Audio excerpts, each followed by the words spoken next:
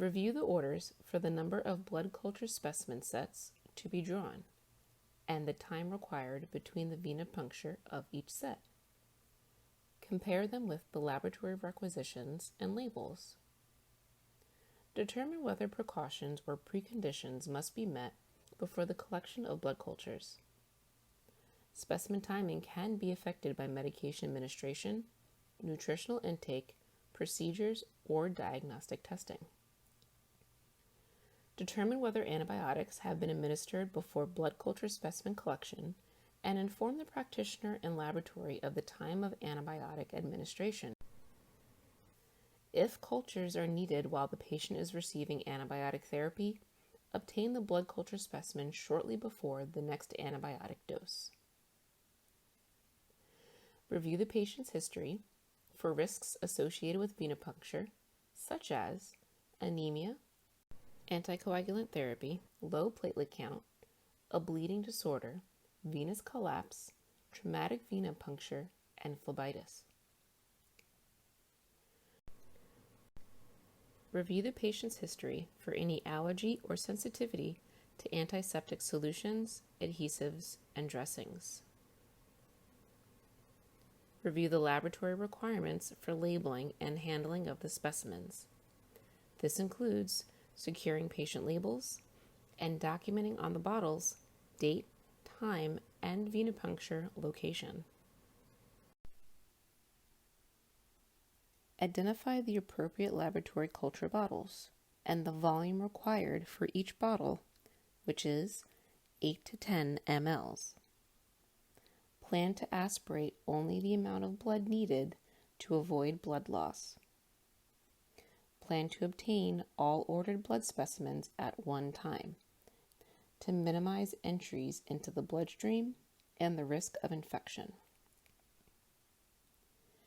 Gather supplies and equipment, including specimen bottles, labels, and vascular visualization devices, if required.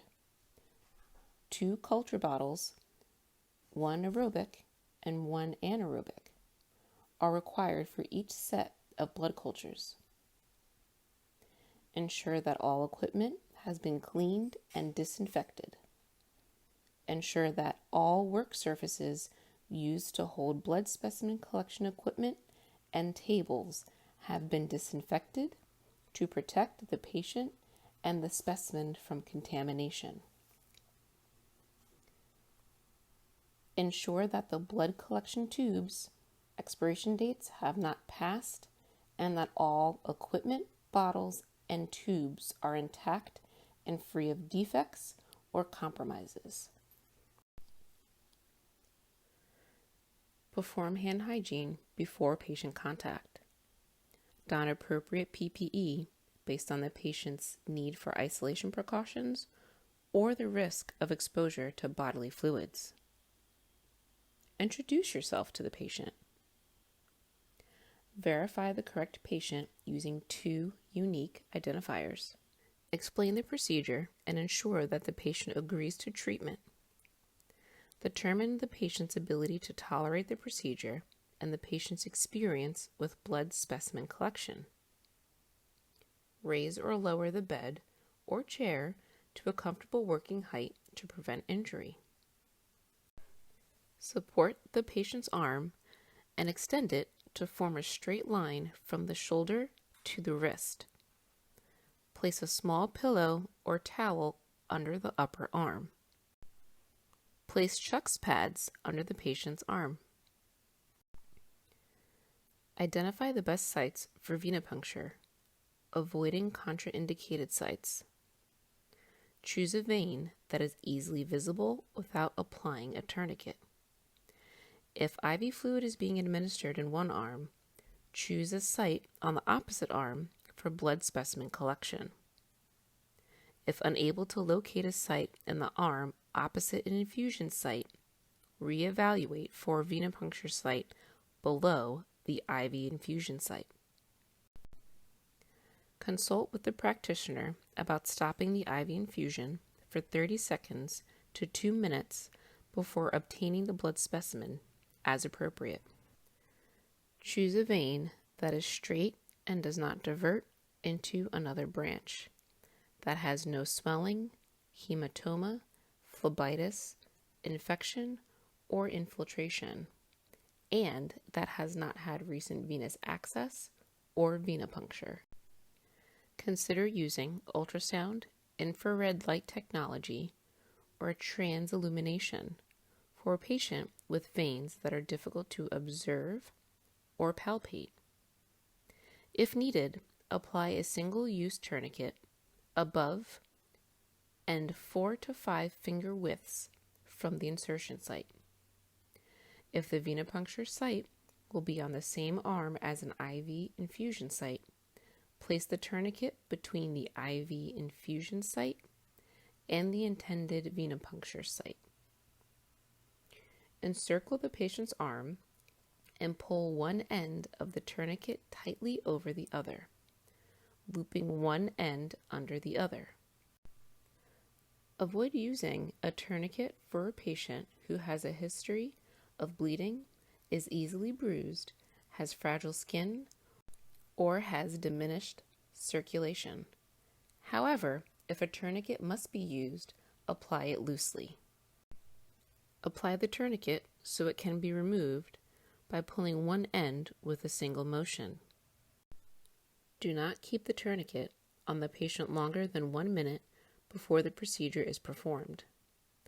Prolonged tourniquet application causes stasis, hemolysis, and hemoconcentration because of changes in the vascular epithelium from increased venous pressure and hypoxia.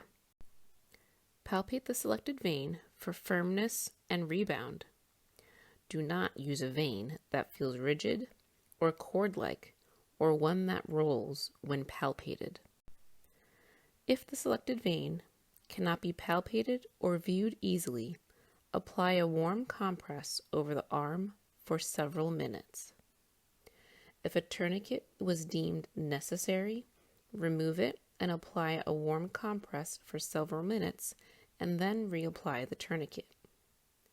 If unable to locate an acceptable vein after reapplying the tourniquet, consider using transillumination, infrared light technology, or ultrasound to help locate an appropriate vein before attempting venipuncture. Quickly inspect the vein below the tourniquet to confirm the selected venipuncture site. Release the tourniquet. Remove gloves, perform hand hygiene, and don clean gloves. Prepare the blood specimen collection equipment using blood collection bottles, holders, needles, and transfer devices. Do not use pediatric culture bottles for adult blood specimens because smaller volumes diminish the yield of pathogens. Choose an appropriate size needle that is small enough to fit in the patient's vein, but will accommodate the prescribed therapy and the patient's needs. Ensure that the winged butterfly needle with tubing is securely attached to the vacutainer. Disinfect bottle tops with 70% isopropyl alcohol, for example, using an alcohol pad, and allow to dry completely. Prepare the venipuncture site. Cleanse the skin with CHG swab. Do not touch the site after preparation. Relocate the selected venipuncture site. If a tourniquet is deemed necessary, reapply the tourniquet and locate the selected vein. Remove the cap from the venipuncture needle. Maintain the needle's sterility. Inform the patient to expect to feel a stick. If contamination occurs, prepare a new venipuncture set. Place the thumb or forefinger of the non-dominant hand below the venipuncture site and gently stretch the patient's skin below the patient until it is taut and the vein is stabilized. Hold a butterfly needle by its wings. Insert the needle at a 30-degree angle with the bevel up, just below the selected site. Slowly insert the needle into the patient's vein. If using a butterfly needle, Look for blood return in the tubing of the butterfly setup. To avoid false positive results, when obtaining blood cultures via venipuncture, discard the first 2 to 3 mLs into a blue top tube. Ensure 8 to 10 mLs for each blood culture bottle. Fill the anaerobic culture bottle first. Do not underfill or overfill the culture bottles because this can adversely affect the laboratory test results. Observe the rapid flow of blood into the bottles. Failure of blood to appear indicates that the vacuum is lost or the needle is not in the vein. Do not shake the blood culture bottles. Instead, mix the culture broth and blood in the culture bottles by gently inverting the bottles. If the blood is flowing sufficiently into the blood culture bottles and a tourniquet was used, release the tourniquet just before filling the last blood culture bottle. If blood flow is slow and a tourniquet was used, wait to release the tourniquet until the last bottle is almost full. Apply a sterile 2x2 inch gauze pad over the venipuncture site without applying pressure. Quickly but carefully withdraw the needle from the patient's vein, activating the safety mechanism to prevent needle stick injury. Immediately apply pressure over the venipuncture site with the gauze pad until bleeding stops. Observe the site for hematoma or bleeding. Instruct the patient to help apply pressure if the patient is able. For a patient who has a bleeding disorder or who is undergoing anticoagulant therapy, hold pressure for several minutes as needed until the bleeding stops. Observe the venipuncture site for bleeding before applying tape or a bandage. Use tape or a bandage to secure the gauze pad in place. Instruct the patient not to bend the arm of the venipuncture site. Immediately discard the remaining sharp devices, including the collection barrel and transfer device, into an easily accessible sharps container. Do not recap needles or attempt to remove the needle from the vacutainer. Repeat the blood specimen collection sequence for a second set. Blood culture sets are usually drawn in immediate succession. Examine the culture bottles for signs of external contamination with blood. Decontaminate the blood culture bottles, if necessary, with an alcohol pad. In the presence of the patient, use the patient label, attaching it to the specimen, and write on the label date, time, and location of the venipuncture site.